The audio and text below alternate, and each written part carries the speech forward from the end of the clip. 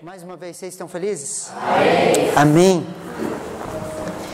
Queridos, eu e você, nós precisamos de despertamentos espirituais de tempos em tempos.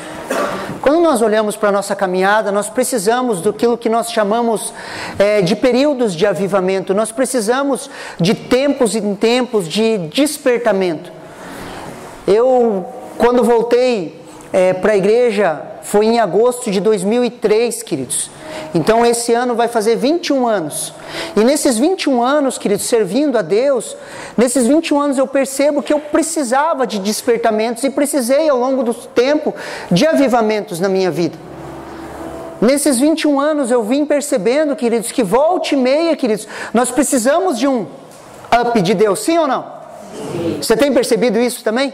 Nós precisamos disso, de tempos em tempos, precisamos de uma experiência pessoal com Cristo, de um toque da sua graça e do seu favor em nossas vidas, porque nós estamos em uma jornada espiritual. Posso ouvir um amém?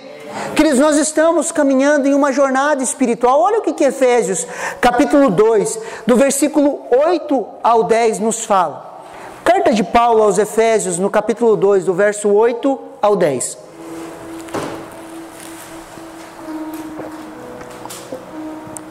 Porque pela graça vocês são salvos, mediante a fé. Isso não vem de vocês, é dom de Deus, não de obras, para que ninguém se glorie.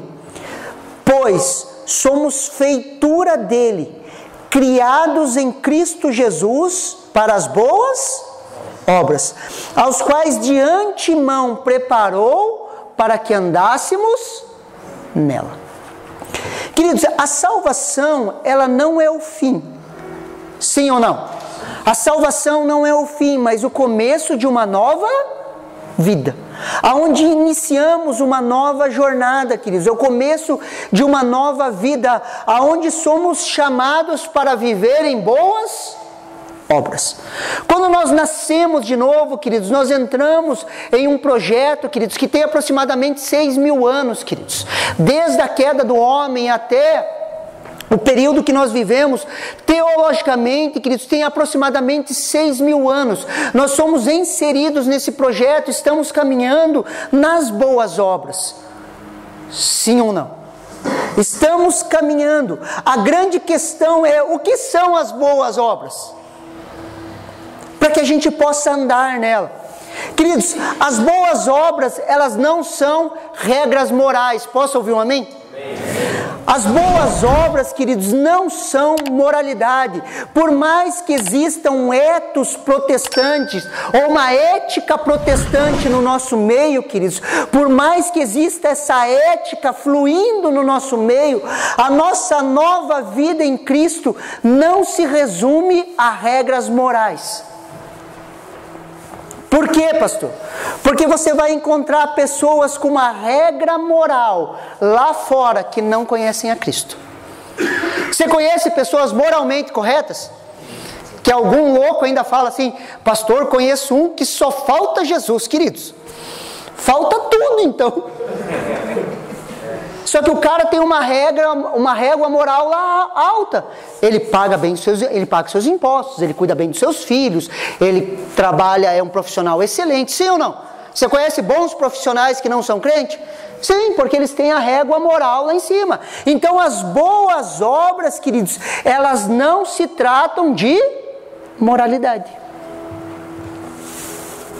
Porque se fossem regras morais, algumas pessoas lá fora não precisariam de Cristo. Sim ou não?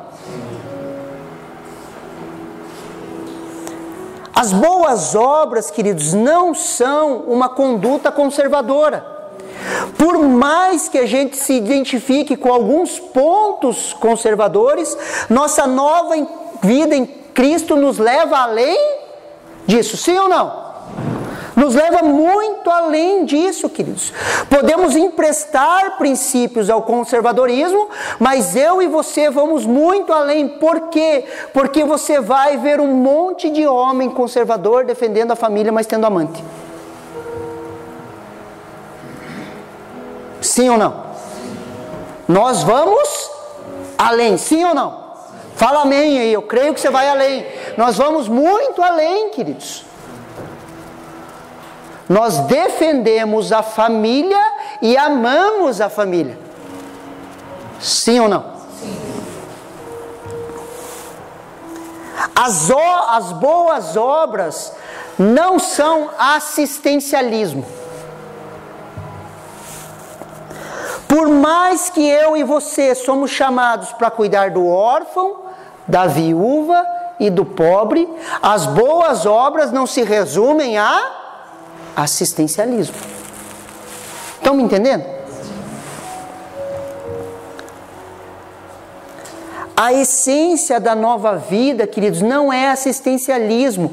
A teologia da libertação já foi refutada no nosso meio. O que são as boas obras então, pastor?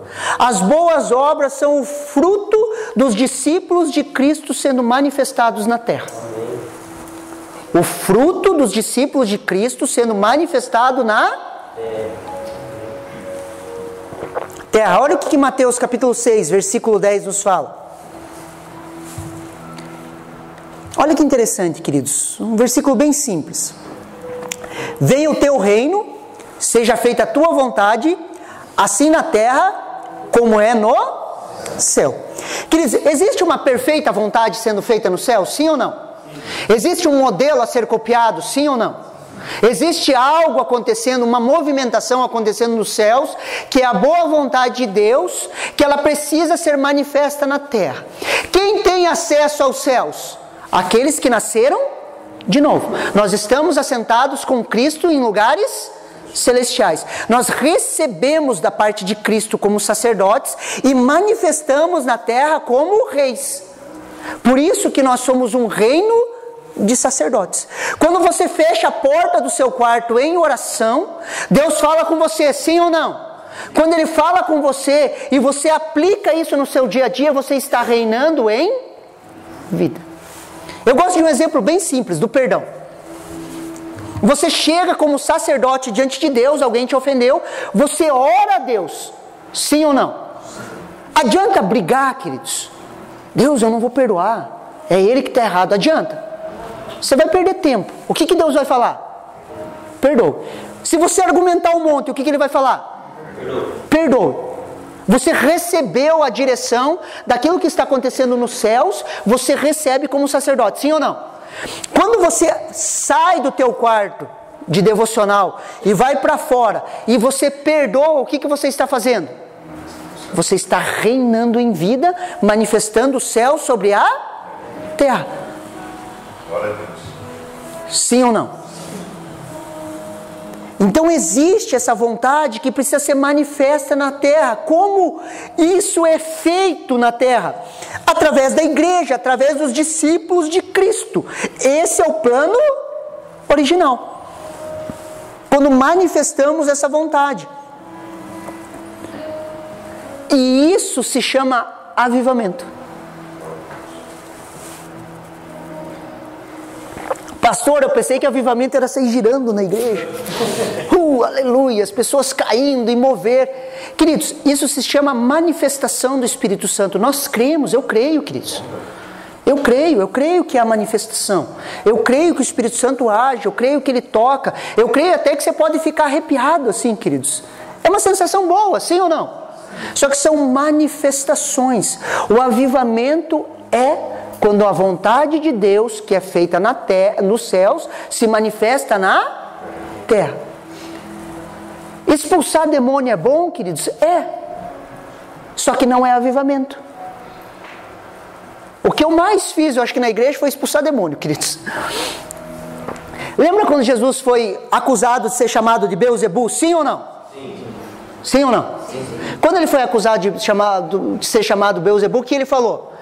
Se eu expulso demônios pelo poder de Deus, é chegado o reino de Deus.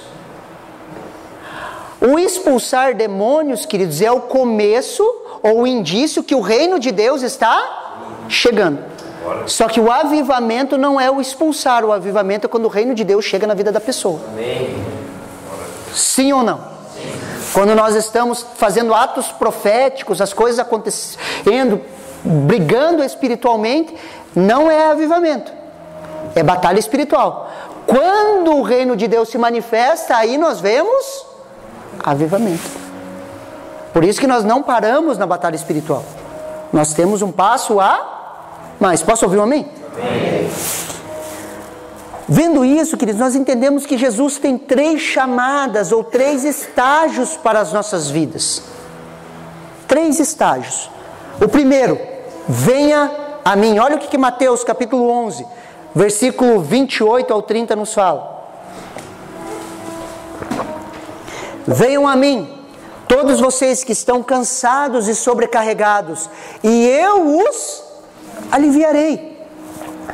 Tomem sobre vocês o meu jugo, aprendam de mim, porque sou manso e humilde de coração, e vocês acharão descanso para a sua alma, porque o meu jugo é suave e o meu fardo é leve.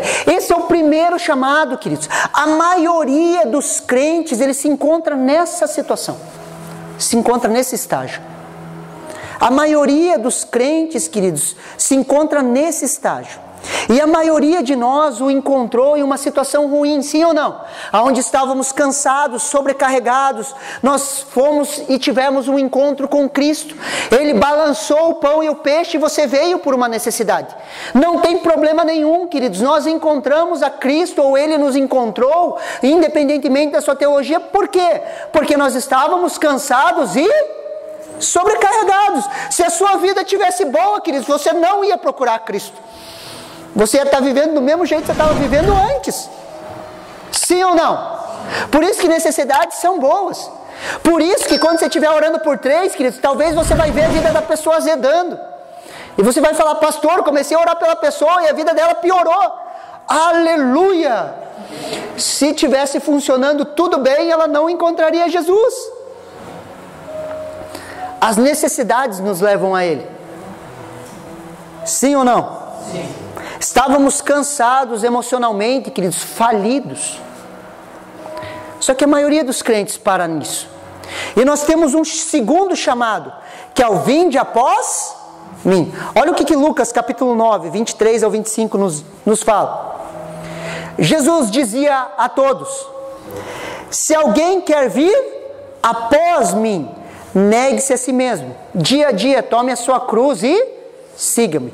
Pois quem quiser salvar a sua vida vai perderá. E quem perder a sua vida por minha causa, esse a salvará. De que adianta uma pessoa ganhar o mundo inteiro, se vier perder-se ou causar dano a si mesmo? Qual que é o segundo estágio, pastor?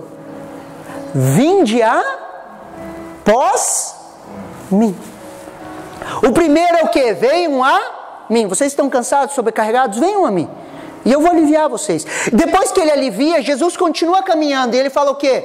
Venham após mim. Se tornem os meus discípulos. E existe uma terceira chamada ainda, queridos. Que é o vão. Mateus capítulo 28, verso 19. Portanto, vão e façam discípulos de todas as nações, batizando-os em nome do Pai, do Filho e do Espírito Santo. Venham a mim, venham após mim, agora vão e façam a mesma coisa que eu fiz por vocês. Façam discípulos de todas as nações, vão e façam discípulos. Queridos, quando falamos de avivamento pessoal, precisamos nos concentrar na segunda chamada. Repete assim comigo, segunda chamada. Nós precisamos nos concentrar no vinde após mim. Que são as características de um discípulo que manifesta verdadeiramente a vontade de Deus sobre a face da terra. E quais são as características de um discípulo? Lucas capítulo 9, versículo 23. Jesus dizia a todos: se alguém quer vir após mim, negue-se a si mesmo, dia a dia tome a sua cruz e siga-me. Se alguém quiser. Queridos, o chamado para ser discípulo de Jesus, queridos, é um chamado, não é uma obrigação. Por isso que tem o se alguém quiser, se você quiser. Lembrando, queridos, estava falando isso ontem lá na igreja. Lembrando, nós que seguimos Jesus, não é Jesus que nos segue. Posso ouvir um amém? A gente muitas vezes acha que Jesus nos segue, né? Nós fazemos os planos e falamos, aqui são os meus planos, Jesus. Agora abençoa eles. Queridos, nós que seguimos a Ele. Por isso que Ele faz o convite, se alguém quiser vir após mim, ser discípulo é um chamado que você pode aceitar ou não, é uma chamada voluntária. Você já foi até Ele, agora segui-lo é um passo a mais que você precisa decidir dar. Não é o pastor que vai te convencer, não são as pessoas, não são os líderes de grupo familiar, é você.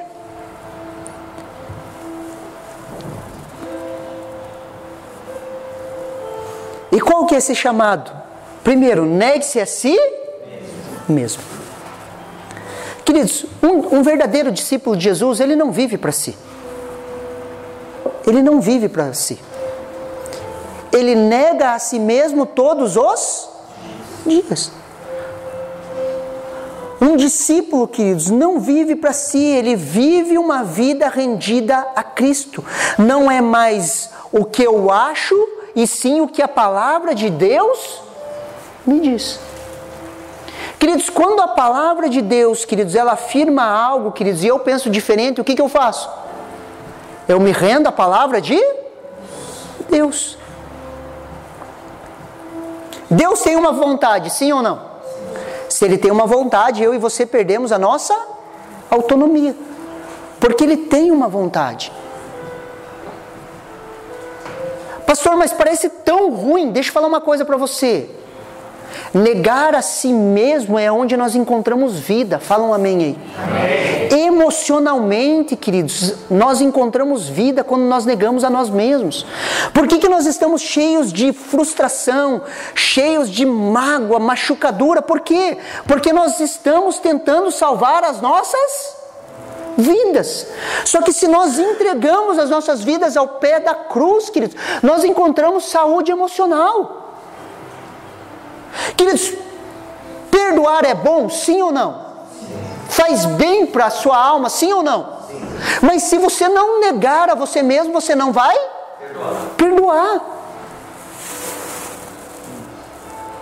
Viver uma vida rendida aos pés de Cristo, queridos, nos traz saúde emocional.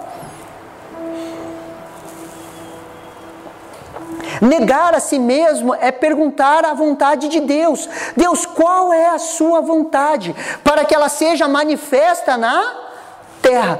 Por isso que não são regras de conduta moral. Não são, queridos.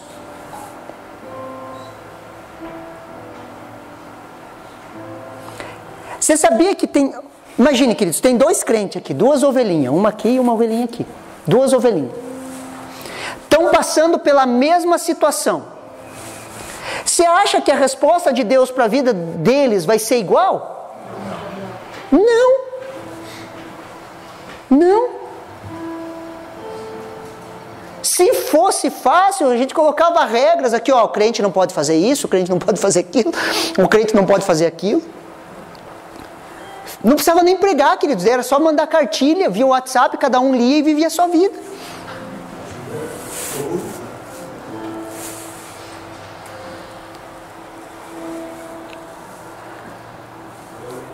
Não são regras de conduta moral, é um relacionamento onde vamos ouvir não.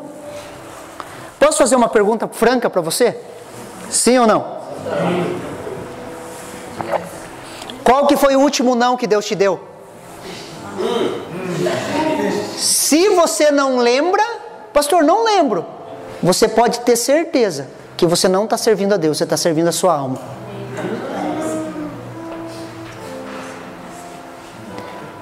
Queridos, eu recebo não de Deus toda hora. Eu quero matar, fazer churrasco de ovelha. Eu olhando as ovelhinhas do Denis ali, eu falei, nossa, Denis, vamos matar uma para ver, né? Fazer o churrasco de ovelha. Só para mim ter o gostinho de... Eu às vezes tenho vontade de fazer churrasco de ovelha. E Deus fala, não, ame. Ame.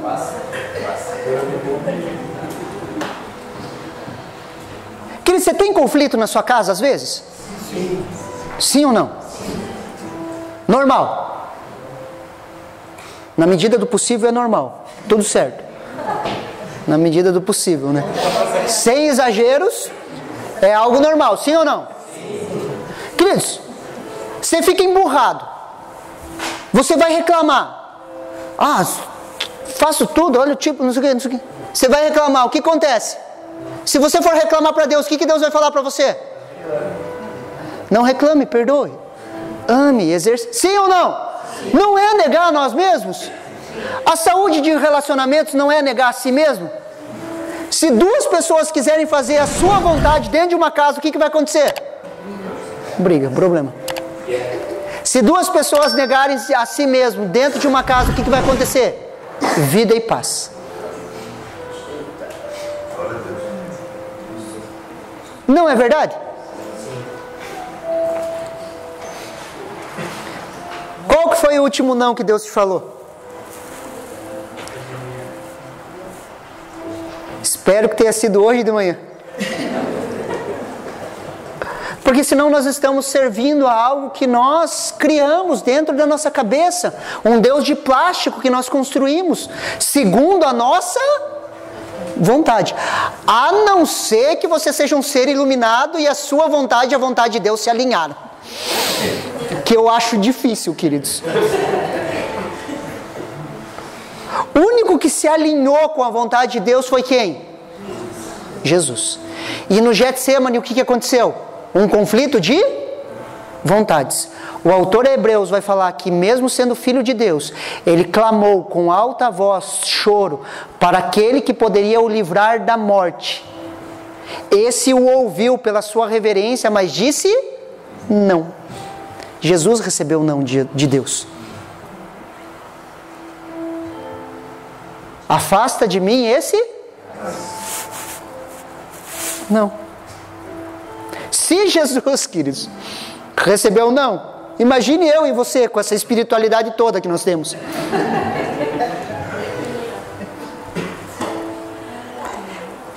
E quando nós recebemos não, preste atenção aqui para você entender. Quando eu recebo um não de Deus, isso se torna um avivamento pessoal na minha vida. Porque me leva para outros caminhos. Isso é avivamento. É transformação de vida, de caráter. Andamos em santidade. E às vezes acontece como, queridos? No secreto, em um quarto. Às vezes dentro de você, você remoendo ali. Ah, cara. De repente, tá bom, Deus. Avivamento. A vontade de Deus se manifestando. Meu Deus. Você já percebeu que as características de Jesus é manso e humilde? Eu sou manso e humilde. Você já fez essa oração alguma vez, queridos? Deus, me transforma em uma pessoa mansa e humilde. Seria muito mais fácil as nossas relações se nós fôssemos mansos e humildes. Só que a gente sempre tem a nossa opinião. Ah, mas eu penso assim. A terceira portinha do inferno. A terceira. Daqui a pouco vira um monte. Querido, por que você fala assim, pastor? Porque eu sempre tive a minha opinião.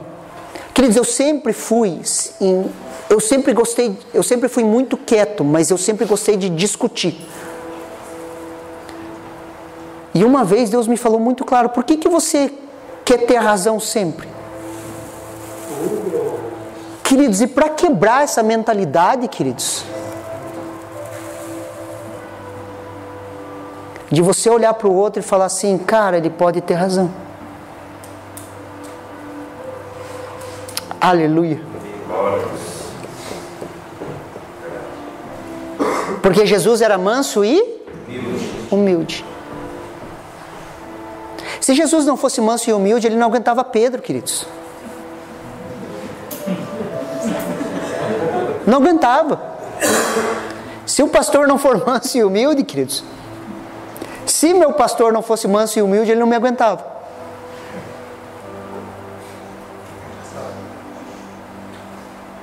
Isso serve para você também.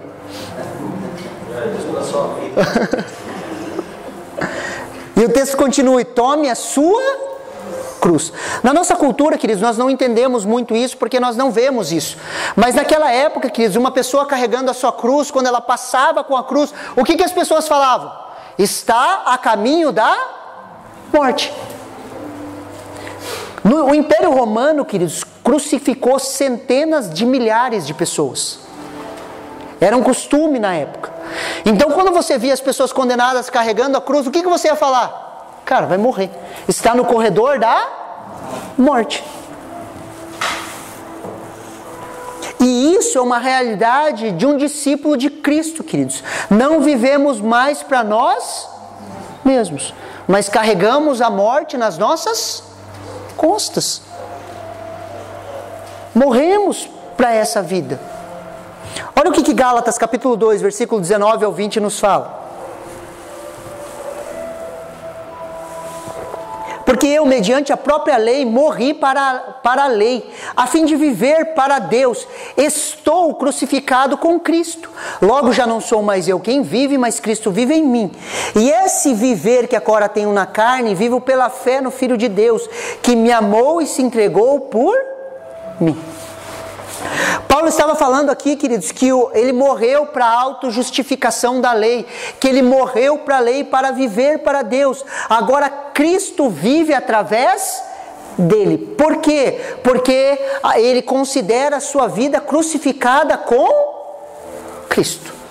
E nós precisamos absorver esse entendimento. Queridos, preste atenção aqui.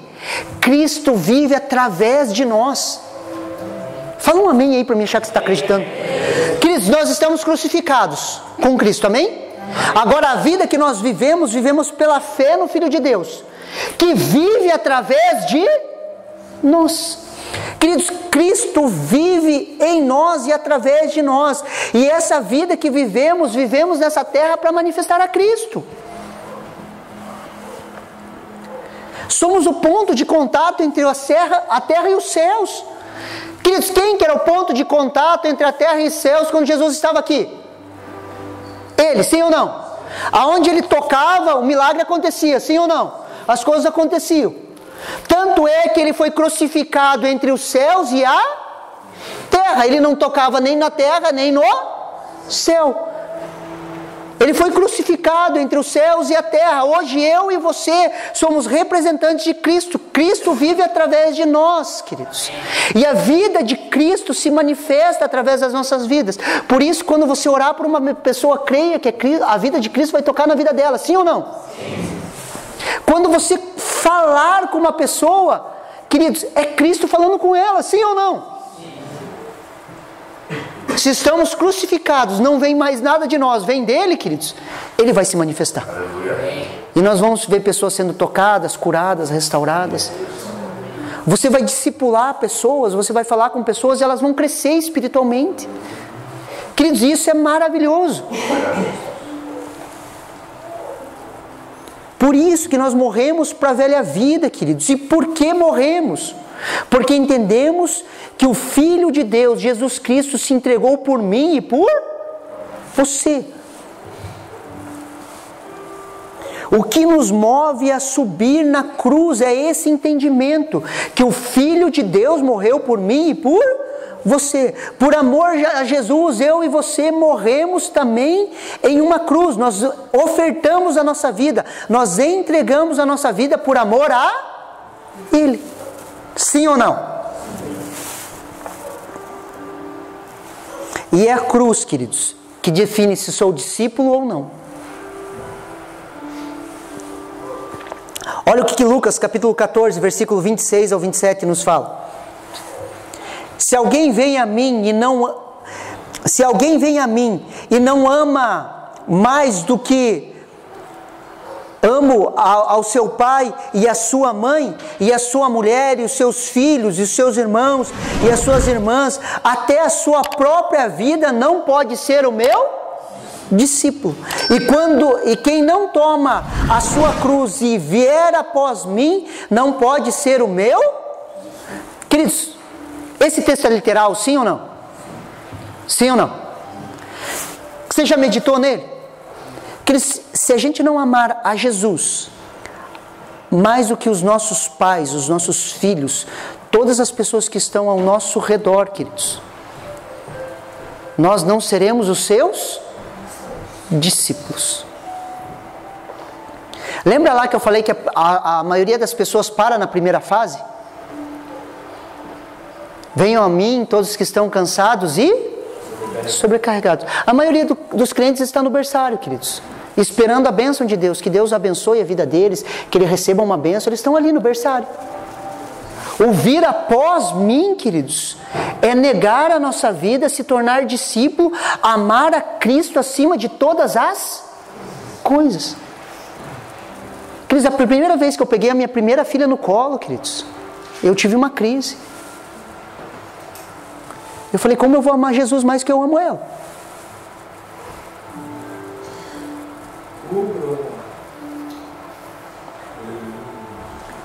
Quem é pai sabe disso.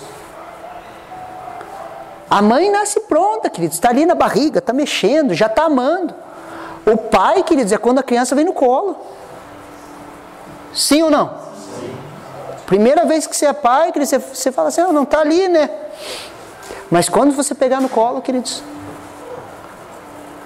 sabendo desse versículo, queridos, me deu uma crise. Eu falei, como que eu vou amar Cristo mais do que eu amo ela? E hoje eu tenho 3 para amar. E tenho minha esposa ainda. Consegue me entender sim ou não? Por isso que é uma entrega e uma renúncia total, queridos. Por isso que as boas obras não são regras morais, não são conservadorismo, não são assistencialismo, mas é um povo que entende o Evangelho e sobe em uma cruz, manifestando a vontade de Deus sobre a face da terra de forma radical. É por isso, queridos, que nós precisamos de um avivamento, sim ou não? Eu espero ter desenhado um quadro bem trágico para você olhar, pastor, eu não vou conseguir viver isso. Quando nós olhamos para esse quadro, queridos, para essa dinâmica, queridos, isso no mínimo tem que gerar um desespero dentro de nós. E nós precisamos ser francos e falar, eu não consigo viver isso. Eu não consigo viver de forma radical assim. Como vamos viver isso? Por natureza ou instinto, queridos, eu e você lutamos para proteger a nossa vida, sim ou não? Queridos, é instinto, nós vamos lutar para proteger a nossa vida, a nossa vontade, as nossas coisas. Nosso cérebro é programado para isso. Nós lutamos, queridos, para proteger as nossas vidas. Olha o que Lucas, capítulo 23, Lucas 9, 24 nos fala. Pois quem quiser salvar a sua vida vai perder, e quem perder a sua vida por minha causa, esse a salvará. Queridos, nós lutamos para não perder a nossa vida. Existe uma luta de autoproteção, de não querer perder. Mas se nós perdemos, nós vamos encontrar vida. Como vivemos isso? Através de um despertamento, de uma experiência poderosa com o Espírito Santo. Olha o que Atos capítulo 1, verso 8 nos fala, um texto que a gente usa muito aqui. Mas vocês receberão poder ao descer sobre vocês o Espírito Santo, e serão minhas testemunhas, tanto em Jerusalém, como em toda a Judéia, Samaria, até os confins da terra. Vocês receberão poder para ser o quê? As minhas testemunhas. Não é para ser os meus teólogos, é para ser as minhas testemunhas. A palavra testemunhas ali, queridos, é a palavra que dá origem à palavra mártir. Vocês serão os meus mártires. Vocês serão aqueles que morrerão pela causa. Ser discípulo de Jesus, queridos, é morrer pela causa. Imagina a igreja do primeiro século, queridos, o tanto de gente que morreu, queridos. Eles morreram por quê? Porque eles tinham uma certeza, que viver com Cristo é melhor do que essa vida, sim ou não? E eles não morreram igual nós, queridos, nós morremos para nossa vontade, glória a Deus, que continue assim. Eles morreram literalmente, e existem pessoas morrendo literalmente até hoje, defendendo o Evangelho. Sim ou não?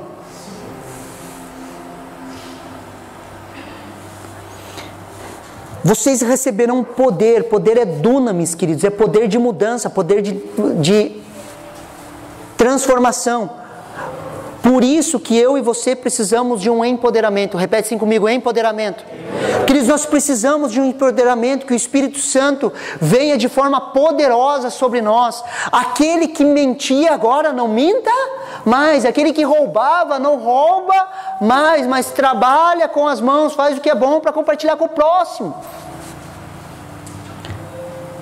Por quê? Porque foram empoderados para as boas obras, foram empoderados para uma vida de renúncia. Eu e você precisamos de experiências com Deus. Fala um amém aí. Amém. Pastor, não somos tão carismáticos assim, mas nós precisamos, queridos, de tempos em tempos dessas experiências, desse empoderamento. Nós precisamos dessa busca. Efésios capítulo 5, verso 18 fala assim: não se embriaguem com vinho, pois leva à devassidão, mas deixem-se encher do Espírito. Mais uma vez, o que o texto fala? Deixem-se encher. É um processo onde eu e você fazemos parte. Eu posso deixar ou não.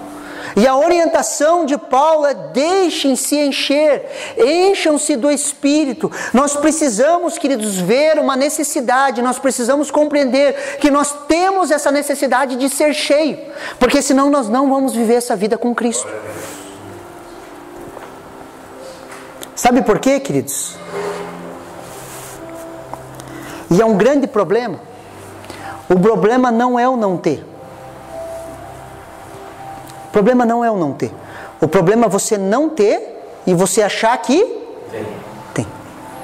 O problema não é não ser crente, queridos. O problema é não ser crente e achar que é. Esse é o grande problema. Porque se você percebe, queridos, que você precisa, Deus vai encher você, sim ou não? Só que se você fala assim: não, minha vida está tudo certo, estou sendo abençoado, estou vivendo bem. Você está conseguindo me entender, sim ou não? Sim.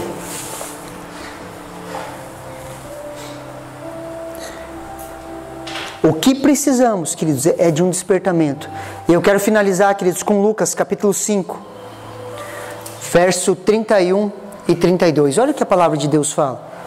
Jesus tomou a palavra e disse: os sãos não precisam de médico, e sim os doentes. Eu não vim chamar o justo. Queridos, existe algum justo? Não. O que ele estava falando? Eu não vim chamar o justo, aqueles que se acham justos. Eu não vim chamar esses. E sim os pecadores ao arrependimento.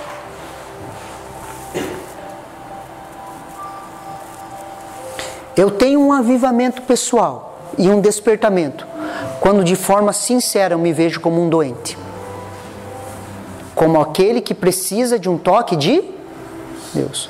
Pastor, você é pastor, você se vê como um doente? Sim, queridos. Quando às vezes eu grito com os meus filhos, por exemplo. Pastor, você grita com os seus filhos? Sim, e tem que pedir perdão para eles. Esses dias estava cansado, queridos, na mesa, cansado. Muita coisa para resolver, muita coisa para fazer, jantando. E a Analice, ela gosta de conversar muito, queridos. Ela fala demais. Fala. Ela é muito emotiva, romântica. Ela gosta de conversar. E o prato ali, eu comendo, todo mundo comendo, e ela fazendo o quê? E com o garfo vem pra cá e não vai na boca. E, queridos, eu fui olhando aquilo foi me irritando. Pastor, você se irrita assim, queridos, com você também. E eu fui me irritando, queridos, me irritando. E eu falei: chega, Analice, agora, come. Na hora que ele só me olhou assim, eu falei: pronto, desnecessário. Ah, queridos, aquilo veio como uma tonelada nas minhas costas. Eu não conseguia comer direito. Eu falei: desnecessário. O olhar da Kelly me saiu raio assim. Eu esperei um pouco, terminamos de almoçar, tiramos a mesa, falei: Analice, vem cá. tirei os pequenos, né, que eles querem. O que foi? Pai vai conversar com ela, querendo saber, né? Eu falei, sai vocês pra lá. Coloquei ela no meu colo e falei, Analice, me perdoa. Eu gritei com você, foi extremamente desnecessário. E eu quero dizer uma coisa que eu amo quando você fala. Aleluia. Eu não quero que você se cale, eu não quero que você se sinta presa aqui. Eu amo você. E eu quero que você fale. E eu quero te pedir perdão. Negue-se a si mesmo. Áreas das nossas vidas estão doentes e nós precisamos olhar para Cristo e falar, eu preciso do Senhor. Meu Deus. Cada vez mais. Você pode ser apóstolo, bispo, arcebispo, semideus, que você vai continuar precisando de Jesus. Você recebe essa palavra no seu coração? Amém. Quero convidar a equipe de louvor. Eu gostaria que você se colocasse em pé.